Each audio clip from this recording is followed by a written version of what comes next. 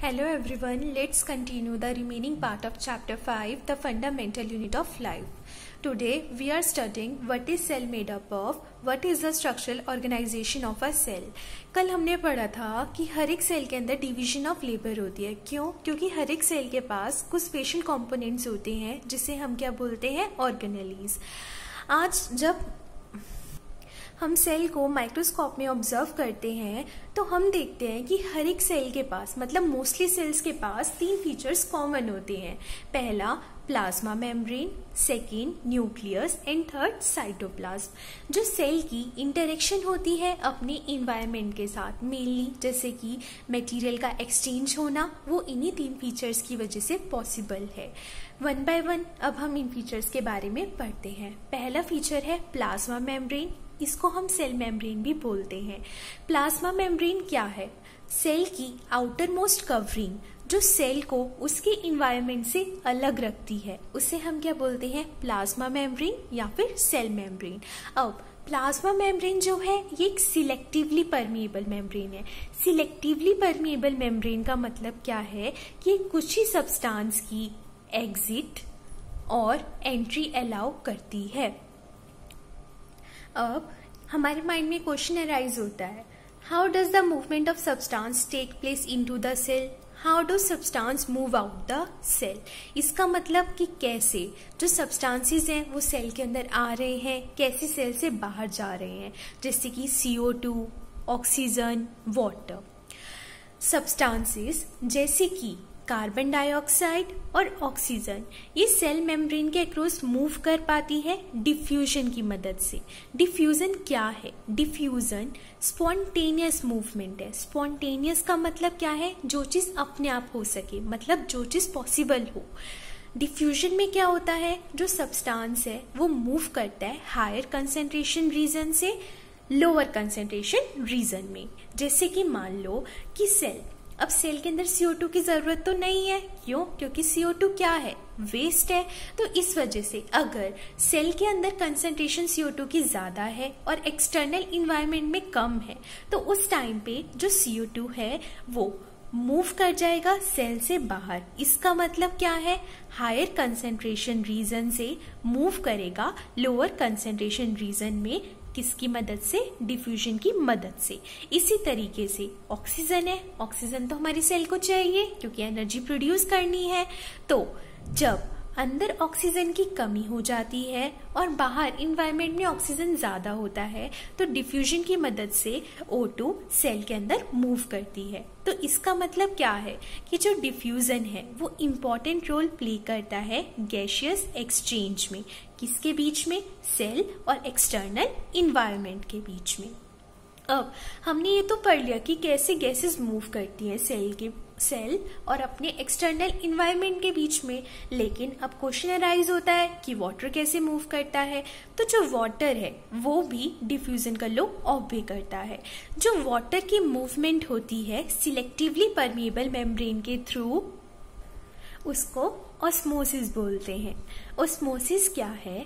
Osmosis is the passage of water from a region of higher water concentration through a selectively permeable membrane to a region of lower water concentration till equilibrium is reached. इसका मतलब क्या है? Osmosis water की movement है. कैसे reason से? जहां पे वाटर की कंसेंट्रेशन ज्यादा है.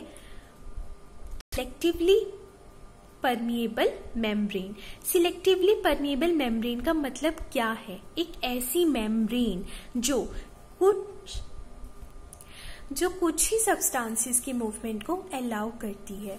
सेमी परमिएबल मेम्ब्रेन उस मेम्ब्रेन को कहते हैं जो सॉल्वेंट मॉलिक्यूल जैसे कि वाटर मॉलिक्यूल्स की मूवमेंट तो होने देती है, लेकिन जो सॉल्यूट पार्टिकल्स है, सॉल्यूट पार्टिकल्स मतलब जैसे कि कोई सॉल्ट है तो उसकी मूवमेंट अलाउ नहीं करती.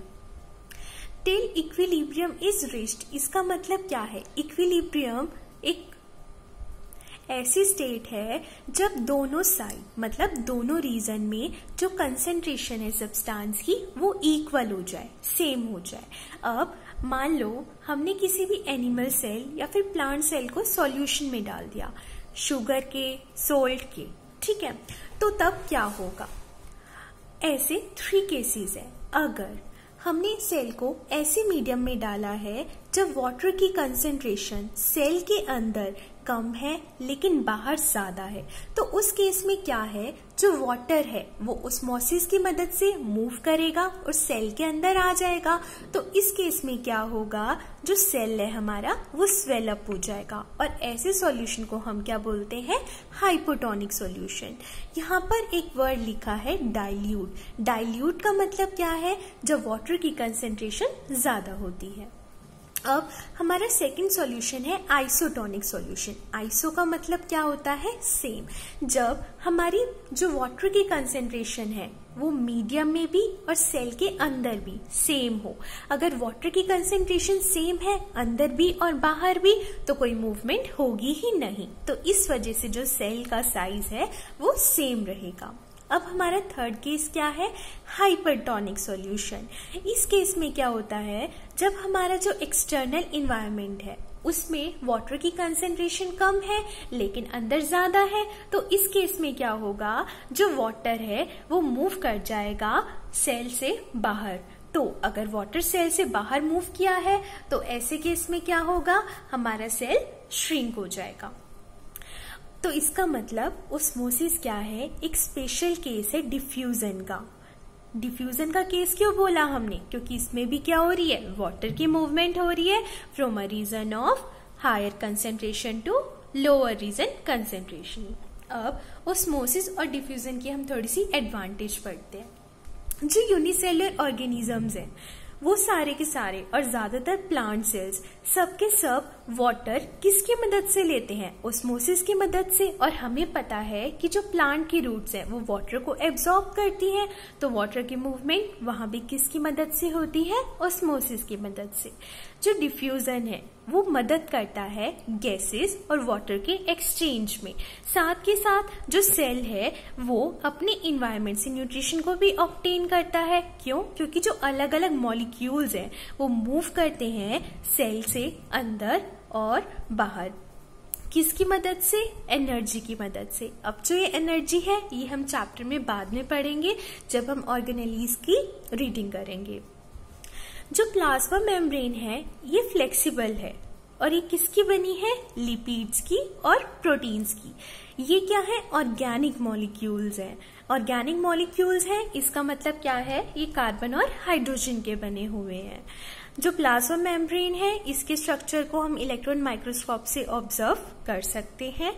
यहाँ पर एक नई टर्म है एंडोसाइटोसिस। एंडोसाइटोसिस का मतलब क्या होता है, जब कोई भी हमारा ऑर्गेनिज्म जो है वो खाना ऑब्टेन करता है अपने एक्सटर्नल इन्वायरमेंट से, तो उस केस में कौन मदद करता है, सेल मेम्ब्रेन। और सेल मेम्ब्रेन क्यों हेल्प कर पाती है, क्योंकि वो कैसी होती है, फ्लेक्सिबल होती है। इस प्रोसेस को क्या बोलते हैं हम, एंडोसाइटोसिस। और ऐसे एग्जाम्पल क्या है, एमीबा। हमने कल ही पढ़ा था कि जब भी कोई फूड पार्टिकल एमीबा के पास होता है तो वो सूडोपोडिया बना लेता है और फूड पार्टिकल को एनगल्फ कर लेता है।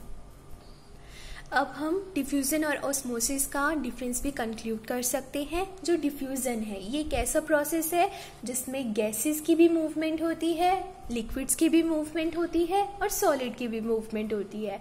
लेकिन ऑस्मोसिस में सिर्फ वाटर मॉलिक्यूल्स की ही मूवमेंट होती है। सेकंड क्या है कि जो डिफ्यूजन है उसकी मूवमेंट में किसी सेमी परमिएबल मेम्ब्रेन की जरूरत नहीं होती, जबकि जो ऑस्मोसिस है ये सेमी परमिएबल मेम्ब्रेन के थ्रू ही होता है। एंड हमारा आज का लास्ट टॉपिक, अब हम ये क्वेश्चन डिस्कस कर लेते हैं।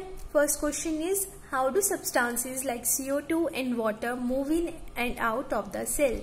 हमने डिस्कस कर लिया है ऑलरेडी ही, जो CO2 है उसकी मूवमेंट सेल के अंदर बाहर डिफ्यूजन की मदद से होती है और वाटर की मूवमेंट ऑस्मोसिस की मदद से होती है।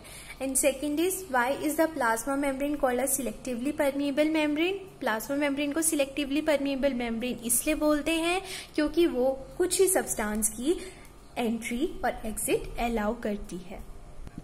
अब रिमेनिंग पार्ट हम नेक्स्ट वीडियो में कंटिन्यू करेंगे। आज के लिए इतना ही। Thank you everyone.